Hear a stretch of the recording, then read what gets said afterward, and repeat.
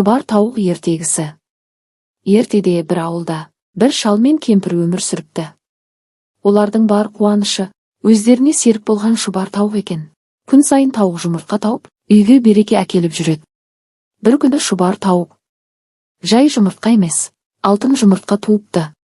Шал мен кемпір қатты таңғалып, қуанып қалады.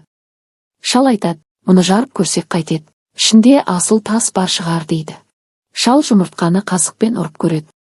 Бірақ алтын жұмыртқа сынбайды, кемпір де тырысып көреді. Ол да сындыра алмайды.